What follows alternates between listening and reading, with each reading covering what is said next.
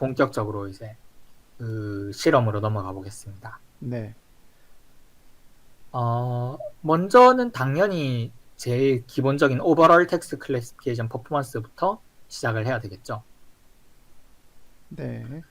모든 지금 앞에 나왔던 메소드들을 다 일렬로 놓고 이 세 가지 데이터 셋들에 대한 성능을 측정을 했습니다.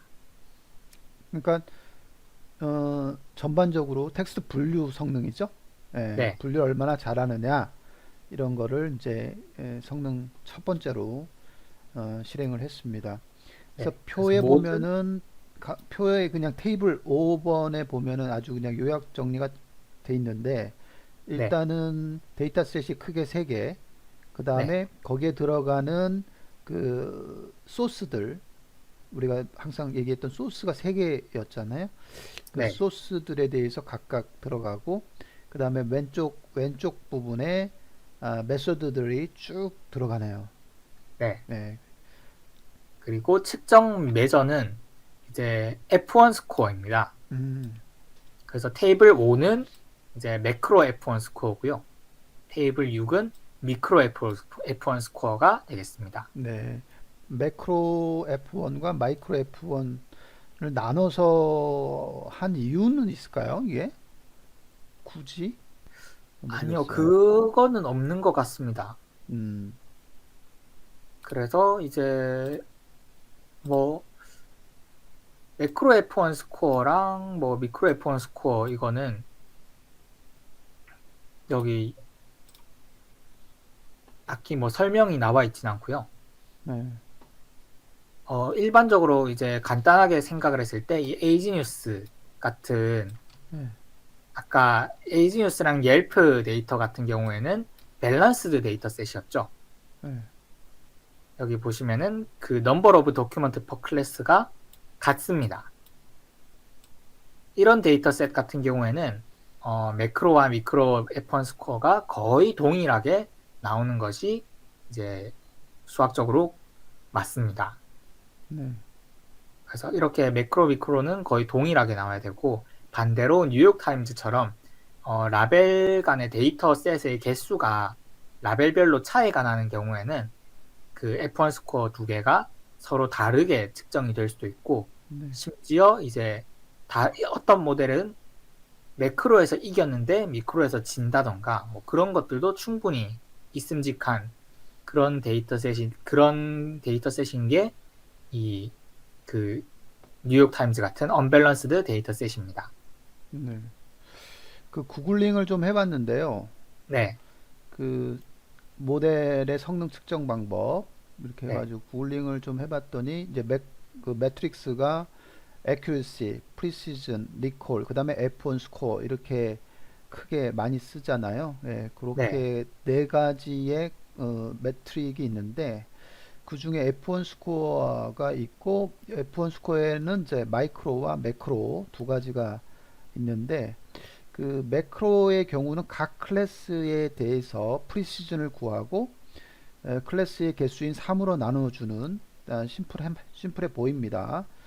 그 다음에 마이크로는 프리시즌을 계산하기 전에 합쳐서 평균을 낸다 이렇게 했어요. 그래서 이 매크로와 마이크로의 어떤 그 방식이 매저가 2개가 있는데 그걸 각각 왜 쓰는지에 대한 얘기는 조금 더 구글링을 해야 되겠습니다. 일단은 매크로는 되게 단순해 보이고요.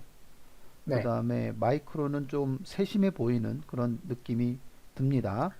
네. 그리고 그 부분이 아마 클래스 밸런스와 관련되어 있는데 네, 그렇다고 이제 매크로 하나만 보면은 뭐 클래스 밸런스에 대한 게 다 보이느냐 그런 것은 아니고요. 네, 그래서 매크로와 미크로를 항상 같이 봐야지 F1 스코어가 정확하게 이제 측정이 될 수가 있습니다. 네, 어쨌거나 지금 테이블 5, 테이블 6 사실 큰 차이는 없습니다. 지금 여기 원래는 차이가 있을 수도 있지만 음, 일단은 현재 이 세 가지 데이터 셋, 그다음에 11가지 메소드에 대해서 뭐 음, 큰 차이를 보여주는 그 경우는 없습니다. 그래서 네, 그냥 같이 한꺼번에 통으로 봐도 괜찮을 것 같습니다. 네, 그래서 일단 결론적으로 놓고 보면은 웨스트 클래스가 제일 높았고요. 네. 특히나 웨스트 클래스 중에서도 웨스트 클래스 CNN이 이제 거의 대부분의 경우에 다 승리를 했고 유일하게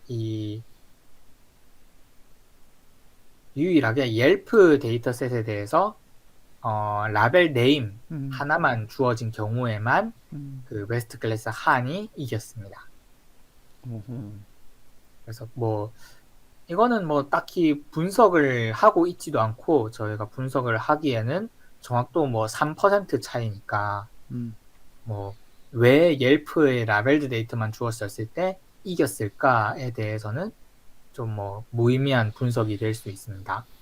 그래서 이 음. 부분은 딱히 언급하지는 않겠습니다. 논문에서도 언급되어 있지 않죠? 네, 굳이 그렇게 언급하진 않습니다. 음. 근데 이제 그냥 현상만 얘기한 것 같아. 논문에서도 그냥 다 CNN이 다 좋았는데 그 부분만 한이 조금 더 좋았다. 네, 뭐 그렇게만 얘기하고 그냥 넘어간 것 같거든요. 네. 그래서 음, all 베이스라인 중에서는 음, 이제 proposed framework가 제일 네, 좋았다라고 이야기를 하고 있고, 음, 대부분의 케이스에 대해서는 웨스트 클래스 CNN이 최고였지만, 웨스트 클래스 한도 이제 그 나머지라고 하는 게 이 옐프의 라벨이겠죠. 음, 나머지에 대해서는 웨스트 클래스 한이 음, 이제 제일 높았다. 음, 즉, 기존의 모델들이 이긴 경우는 단 한 번도 음, 없었다라고 이야기를 하는 것으로 그냥 끝을 냅니다. 네. 그러니까 여기서 근데 만약에 그 아까 forward GRU를 사용하지 않고 바이디렉셔널 GRU를 사용했을 때는 웨스트 클래스 한이 이렇게 더 다 전체적으로 다 좋아지지 않았을까라는 어, 생각도 해보는데 네, 여기 뭐 네, 에이지뉴스라던가 이런 데이터셋 같은 경우는 지금 차이가 사실 여기도 1% 내외의 차이밖에 없어서 네, 한이 바이디렉셔널을 썼으면 이겼을 법한 데이터셋들도 좀 있긴 있습니다. 그렇죠. 일단은 쟤는 비슷하고 나머지 그 왼쪽 뉴욕 타임즈만 이기면 다 이기는 거잖아요. 네. 그래서 조금 어 알겠습니다. 뭐, 그래서 이제 그 웨스트 클래스가 왜 좋은가를 총 세 가지로 이제 또 나열을 해놨는데요. 네, 첫 번째는 이제 라벨드 도큐먼트가 주어졌을 네, 때의 상황입니다. 네, 이 경우에 뭐 웨스트 클래스 CNN과 웨스트 클래스 한이 뭐 그 기본 CNN과 기본 한보다 표준 편차네요. 편, 네, 편차가 적습니다. 표준 편차 값이 좀 더 적다. 즉, 맨 뒤에 있는 이 숫자입니다. 이게 표준 편차인데 어, 표준 편차 값이 적습니다. 그래서 이게 웨스트 클래스가 굉장히 센시티비티, 시드 센시티비티라고 표현을 했는데 이 시드 센시티비티를 줄여주는 역할을 하고 있고 다시 말해서 로버스트니스를 높였다. 즉 CNN과 한을 좀 더 강건하게 만들어줬다라고 음, 음, 이야기를 합니다. 네. 표준 편차는 결국 분산이고 분산이 낮다. 그러면 결국은 분산이 낮게 되어 있는 애가 더 좋은 에스티메이터가 되잖아요. 그렇죠. 예, 네. 그렇기 때문에 여기는 이제 그런 다른 말로 시드 센서티버티를 줄였고 로버스트니스는 임프루브 시켰다라고 표현을 했습니다. 결국 분산이 작은 애가 뭐 에스티메이터 최고니까요. 네. 네. 그래서 보통 세미 슈퍼바이즈드 러닝에서 가장 궁극적으로 원하는 게 이 성능을 높이는 것도 있지만 여기 그 표준 편차를 줄이는 작업도 굉장히 중요하게 여기죠. 왜냐면은 세미 슈퍼바이즈드는 라벨드 도큐먼트를 학습을 하기 때문에 음, 이론적으로는 10개 정도 줬는데 뭐 베스트 퍼포먼스가 나오는 게 가능합니다. 네. 뭐 라벨드 도큐먼트 10개를 줬는데 마침 그 10개가 정확하게 완벽하게 분산된 표본을 완벽하게 샘플링을 하면은 그걸로 학습시킨 데이터 그 모델이 최고 성능을 얻는 것도 가능은 합니다. 하지만 확률적으로 굉장히 낮죠. 음, 그렇기 때문에 결국에는 어떤 스탠다드 이런 그 표준 편차가 큰 영향을 끼치게 되고 그거 표준 편차를 줄이는 작업이 이렇게 잘 수행되는 모습을 볼 수 있습니다. 네, 그 다음에 두 번째는 이제 라벨 서페이스 네임이나 클래스 릴레이티드 키워드가 주어졌을 때고요. 이 네, 경우에도 마찬가지로 CNN이나 한보다 더 잘했다, 성능이 좋다라고 이야기를 하고 있습니다. 네, 사실 뭐 라벨드 도큐먼트를 줬을 때도 뭐 CNN과 한보다 더 좋았죠. 음, 그런데 일단 CNN과 한이랑 웨스트 클래스 CNN을 비교하는 이유가 프리트레이닝 방법에서 수도 도큐먼트를 네, 생성하는 이 기법이 유일한 한과 CNN과 웨스트 클래스의 차이였는데 네, 이 수도 도큐먼트 제너레이션이라는 방법이 이제 더 낫다, better, 더 낫다라는 음, 것을 명시적으로 언급을 하고 있는 부분이 되겠습니다.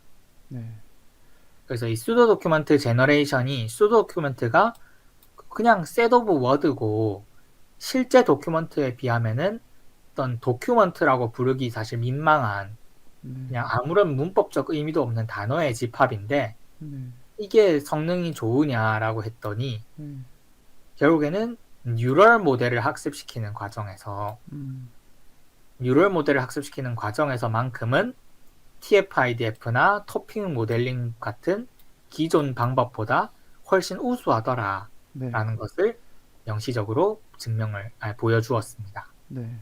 사실 이번 두 번째 지금 이 언급한 이 대목이 가장 핵심이잖아요.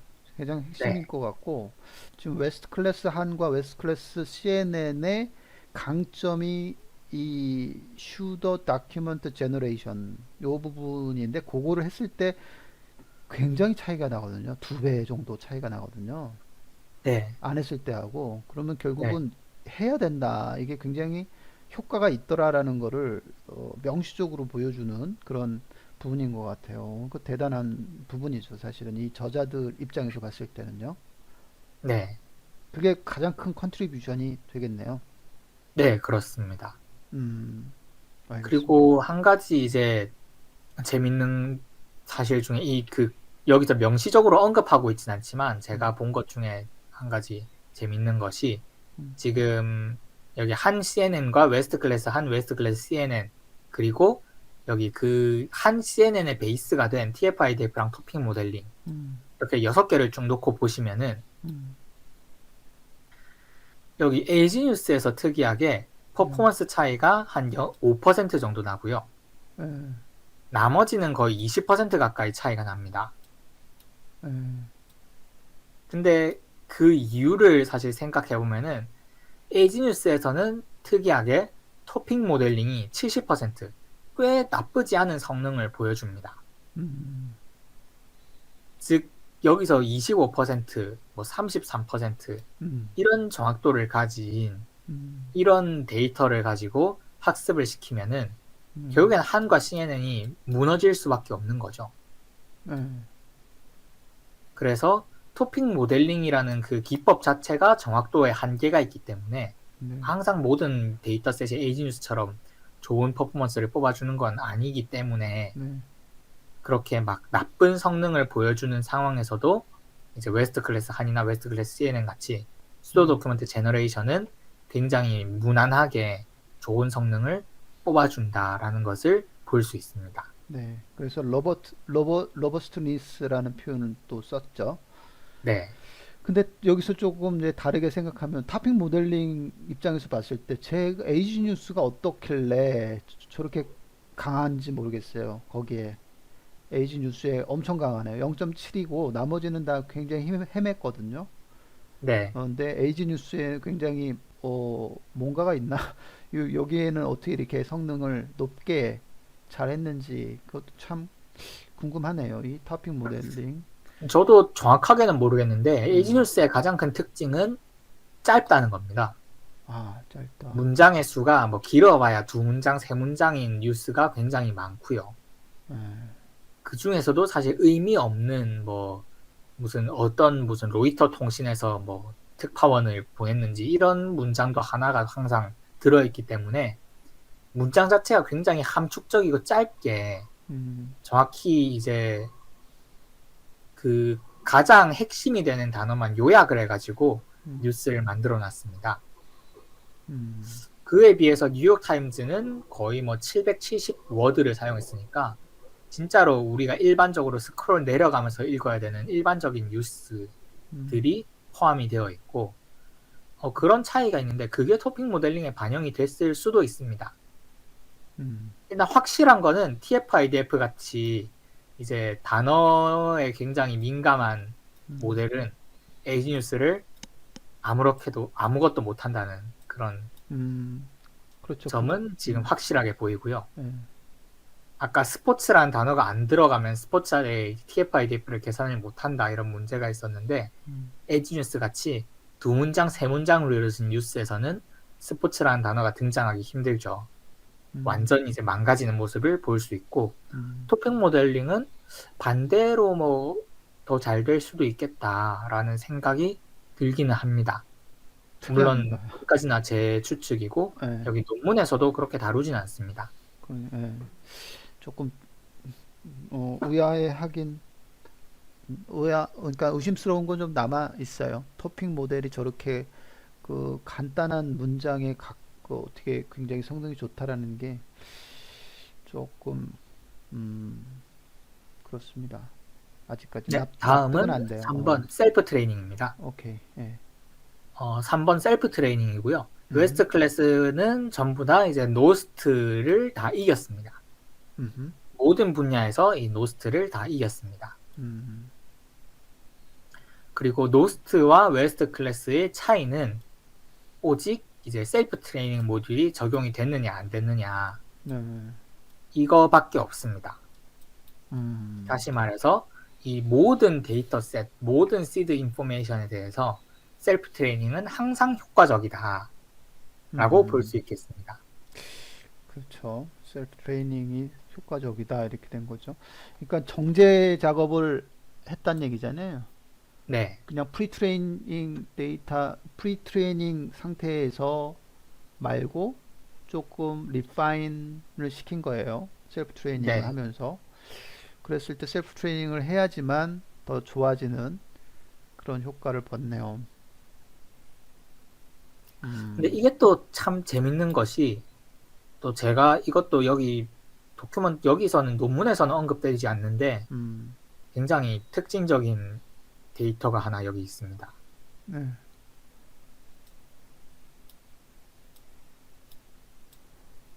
옐프 기준으로요. 네. 한 CNN 같은 모델들은 네. TF-IDF로 1차적으로 이제 데이터를 분류를 한 다음에 그걸로 학습을 시키고 거기에 셀프 트레이닝을 적용을 시켰습니다. 더 내려갔네요. 근데 내려갔습니다. 물론 이제 두 가지 경우의 수가 있겠죠. 이 옐프 데이터셋을 TF-IDF로 만들어 놓은 이 수도 도큐먼트가 이제 한이나 CNN 같은 뉴럴 네트워크 자체가 기본적으로 안 좋았다. 너무 얘들이 로버스트하지 못한 아키텍처이기 때문에 얘가 TF-IDF의 부정확한 데이터셋이 들어왔을 때 부정확하게 오히려 학습이 됐다라고도 볼 수 있고 나머지 하나는 이제 데이터셋이 문제가 있었다. 셀프 트레이닝이 문제가 있었다라고도 볼 수 있습니다.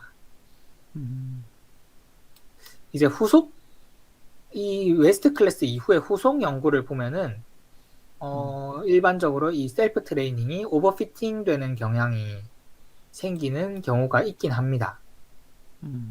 다시 말해서 이제 이 후속 논문들 이후에 나온 논문들 중에서 웨스트 클래스를 비교를 한 페이퍼들을 조금 확인해 보면은 굉장히 어려운 데이터셋 같은 것들을 이제 사용을 합니다. 왜냐하면 웨스트 클래스가 하지 못하는 것들에 대해서 연구를 했기 때문에 굉장히 어려운 데이터셋들을 주어지게 되면은 웨스트 클래스의 정확도가 거의 한 30%, 40%까지 떨어졌을 때 셀프 트레이닝을 적용하면은 오히려 정확도가 더 떨어지는 뭐 그런 모습을 보여주기도 하거든요.